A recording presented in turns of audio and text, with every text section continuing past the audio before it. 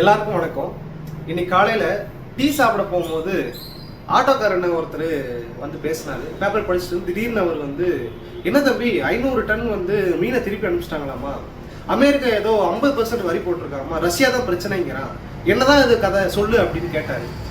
அவருக்கு என்ன கதை எடுத்து சொன்னேன். இந்த கேள்வி அவருக்கு மட்டும்தான் இருக்குமான்னு கேட்டால் நிச்சயம் இல்லை, உங்க எல்லாருக்குமே இருக்கும். அது என்னங்கிறத பார்ப்போம். அதுக்கு முன்னாடி தமிழ் ஸ்ட்ரீட் சேனலை சப்ஸ்கிரைப் பண்ணுங்க, மறக்காம பெல் பட்டன் அமுத்திடுங்க. அமெரிக்கா போட்ட இந்த 50% வரி தான் ஒரு வாரமா எங்க பார்த்தாலும் பேச்சு பொருளா இருக்கு. அப்படி இந்த 50% வரி போடுற அளவுக்கு, இறக்குமதி வரி போடுற அளவுக்கு என்ன காரணம்னு பார்த்தோம்னா, ரஷ்யா கிட்ட இருந்து இந்திய அரசு கச்சா எண்ணெயை வாங்குறத நிப்பாட்டணும், அப்படி நிறுத்தல அப்படின்னா நான் தொடர்ந்து வரி போடுவேன்னு ட்ரம்ப் எச்சரிச்சுட்டே இருந்தாரு. அவர் பேச்சை கேட்காம தொடர்ந்து இந்திய அரசு இறக்குமதி பண்ணனாலதான் இந்த 50% வரி இன்னைக்கு போடப்பட்டிருக்கு. இப்போ 50% வரி போடுறாரு அப்படின்னா ரஷ்யா கிட்ட இருந்து கச்சா எண்ணெயை இந்தியா நிப்பாட்டலாம்ல, ஏன் நிப்பாட்டாம தொடர்ந்து இறக்குமதி பண்ணிக்கிட்டே இருக்காங்க? இங்கதான் ஒரு சூட்சம் இருக்கு. என்ன அப்படின்னா, ரஷ்யா கிட்ட இருந்து கச்சா எண்ணெயை வாங்குறது இந்திய அரசு அப்படிங்கிறத எல்லாம் நம்பிட்டு இருக்கோம். அது முழுக்க முழுக்க பொய்ங்கிறது தான் நமக்கு தெரிஞ்சுக்க வேண்டியது இருக்கு. ரஷ்யா கிட்ட இருந்து எண்ணெய் வாங்குறது யார் அப்படின்னா, குஜராத்ல இருக்கிற அம்பானிங்கிற மார்வாடி தான். அவங்க கம்பெனிக்கு ரஷ்யாவிலேருந்து வாங்கக்கூடிய கச்சா எண்ணெயை பியூரிஃபை பண்ணி அதை வெளிநாட்டுக்கும் வெளியே ஐரோப்பிய நாடுகளுக்கும் ஏற்றுமதி பண்ணி அதில் பல்லாயிரம் கோடி அம்பானி சம்பாதிச்சுட்டு இருக்காரு. இப்போ இவ்வளோ சம்பாதிக்கிற அம்பானிக்காக ட்ரம்ப் எதிர்க்க முடியுமா? அப்போ ட்ரம்ப்பை விட முக்கியமான நபர் மோடிக்கு யாருன்னு பார்த்தா அவரோட நண்பரான அதானியா அம்பானியா தான் இருக்கிறார். இப்போ மோடி வெளிநாடெல்லாம் போறாரு இல்லையா, வெளிநாடு போய் பல 100 ஒப்பந்தங்கள் போட்டு வராருல்ல, அது எல்லாமே இந்த மாதிரி அவங்களுடைய மார்வாடி நண்பர்களுக்காக மட்டும்தான்.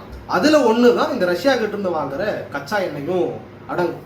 சரி, அப்ப யாருக்கு தான் இது பாதிப்புன்னு பார்த்தா, நம்மளுடைய மீன் பொருட்களை 500 டன்னை திருப்பி அனுப்பிச்சாங்க பாருங்க, நமக்கு தான் பாதிப்பு.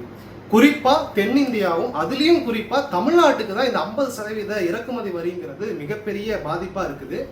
அதுலயும் சொல்ல போனோம்னா, கைவினை பொருட்களாகட்டும், ரப்பர் பொருட்களாகட்டும், மரப்பொருட்களாகட்டும், மீன் ஆகட்டும், மசாலா ஆகட்டும், பால் பாக்கெட் ஆகட்டும், கிளாஸ் ஆகட்டும், செராமிக்ஸ் ஆகட்டும், இந்த மாதிரி சிறு குறு வணிக நிறுவனங்கள் இருக்கக்கூடிய ஏற்றுமதி இறக்குமதியில தான் இந்த பாதிப்பே முழுக்க முழுக்க ஏற்பட போகுது. அதுல 15,000 கோடி திருப்பூர்ல மட்டுமே 15,000 கோடியை இழப்பு ஏற்படுற அளவுக்கு பல லட்ச தொழிலாளர்கள் வேலை இழக்கக்கூடிய அளவுக்கு இந்த வரி நமக்கு பெரிய தாக்கத்தை உண்டாக்குது. அதனாலதான் நம்ம தொடர்ந்து பேசிக்கிட்டு இருக்கோம். இதுலயும் இன்னும் குறிப்பா சொல்லணும்னா, இந்த 50% வரியில எலக்ட்ரானிக்ஸ், பெரிய பெரிய எலக்ட்ரானிக்ஸ் ஐட்டமும் ஆட்டோமொபைல் ஐட்டம்ஸுக்கும் வரி விலக்குங்கிறத ரொம்ப நுணுக்கமான ஒரு விஷயமா இதுல இந்த வரியில நம்ம பார்க்க முடியுது. இந்த எலக்ட்ரானிக்ஸ் பொருளையும் ஆட்டோமொபைல் பொருளையும் யார் கையில வச்சிருக்காங்கன்னு பார்த்தா அதுவும் மார்வாடி கையில தான் இருக்குங்கிறத நம்ம புரிஞ்சுக்க வேண்டியது இருக்கு. இப்படிதான் அதானியோடைய ஊழலை குறித்து ஹிண்டன்பர்க் அறிக்கைன்னு ஒன்று அமெரிக்கா அம்பலப்படுத்துச்சு. அந்த நேரத்தில் இந்தியா முழுக்க அதை பெரிய கலோபரமாக மாற்றி, இது எங்கள் உள்நாட்டு பிரச்சனை, அமெரிக்காவுக்கு என்ன வேலைன்னு சொல்லிட்டு யாருமே பேசக்கூடாதுன்னு எல்லா சங்கிங்களும் குதியோன்னு குதிச்சிங்களே. இன்னைக்கு 500 டன் மீனை திருப்பி அனுப்பிச்சிருக்கிறான். பலாயிரம் டன்னு திருப்பூர் பனியன் அப்படியே முடக்கி வச்சிருக்கிறான். எந்த கப்பல்ல எந்த கடல்ல இருக்குன்னு தெரியாது. அப்ப இதெல்லாம் உள்நாட்டு பிரச்சனை கிடையாதா? இதுக்கெல்லாம் எந்த சங்கியும் வாய் திறக்க மாட்டீங்களா? மோடி அரசு வாய் திறக்காதா? இதே மாதிரிதான் இலங்கையில இங்க இருக்கக்கூடிய தமிழ் மீனவர்களை பல 100 பேர் சுட்டு கொல்றான். பார்லிமெண்ட்லயே பேசியிருக்கீங்க, இது வரைக்கும் 800 மீனவர்களை சுட்டு கொல்லப்பட்டிருக்காங்க கடந்த 10 ஆண்டுகள்ல. இது வரைக்கும் என்ன எடுத்த நடவடிக்கை என்ன? ஆனா இதே குஜராத் மீனவனுக்கு ஒரு பிரச்சனை அப்படின்னா உடனடியா பாகிஸ்தான் ராணுவத்து மேல வழக்கு போறது இன்னும் நடக்குது. அப்போ இந்த தமிழர்கள்னாலே இந்த மோடி அரசுக்கு ஆகாதுங்கிறத நம்ம புரிஞ்சுக்க முடியுது. இப்ப தமிழர்கள்னாலே இது விரோதி தான் அப்படின்னு தான் இந்த அரசு பார்த்துக்கிட்டு இருக்கு.